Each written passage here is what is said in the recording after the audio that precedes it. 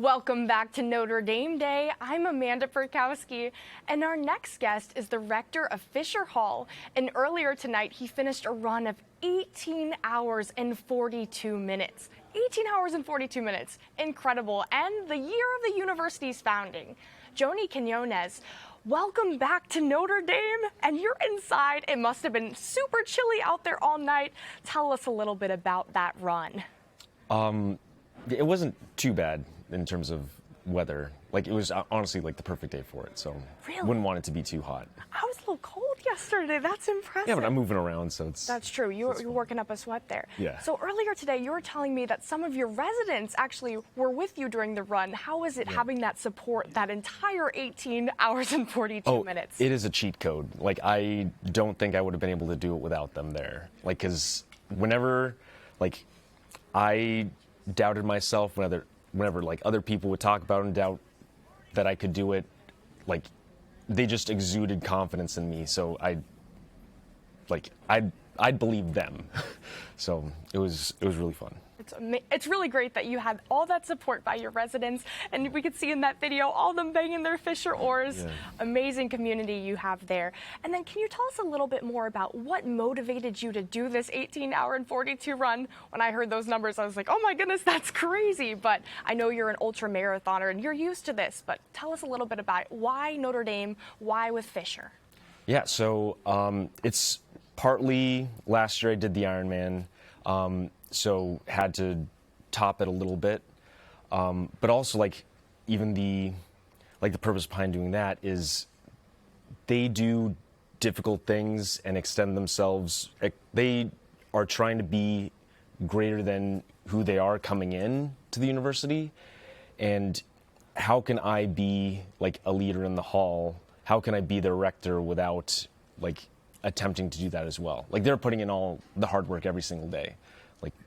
I went here, I know how difficult it is. So, I mean, like, I believe that, like, individuals don't need instruction, they need a model. So, like, in both ways, like, I'm trying to model that behavior for them, but they also model it for me every day. Like, I see them studying in the basement, I see them, like, working on their projects. It's inspiring to me.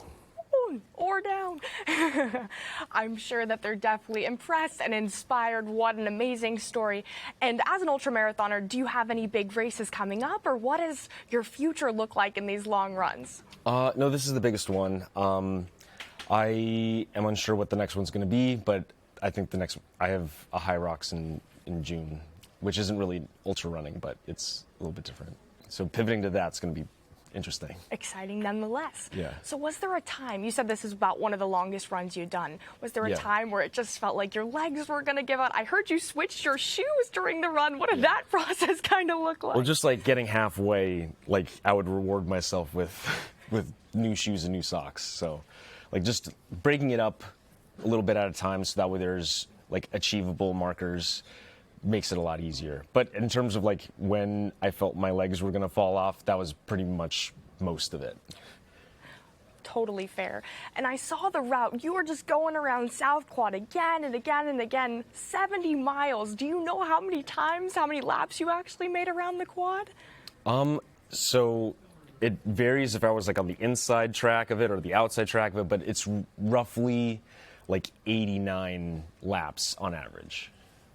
Oh my to get to 71. Wow. So after this, you must be just resting. Did you get in a nap before this interview?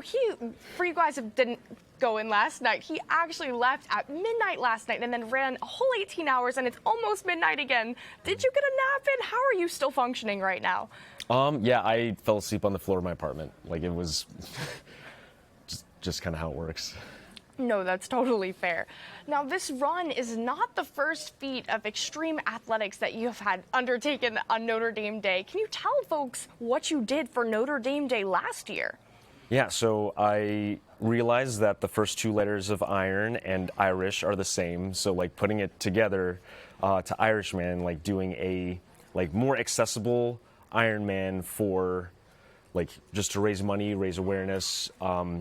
We have like the Fisher Regatta every year that we fundraise for St. Adalbert's. So like having like to asks for donations is a little bit difficult unless there's something around it. So that's what I saw my first year, so I wanted to make sure we're building off of that my second year as rector. But yeah, that's 2.4 miles swimming, 112 miles biking, and a marathon. So, and that was all on campus, all like between here, the Rock, and the Holy Half Route twice. It really seems like you live and breathe Fisher and Notre Dame. So unfortunately, Fisher, this is the last year of the building standing on campus, but you had mentioned that Fisher residents are moving into ZOM. So how do you plan as rector to continue to facilitate the Fisher community and still keep Fisher's legacy alive?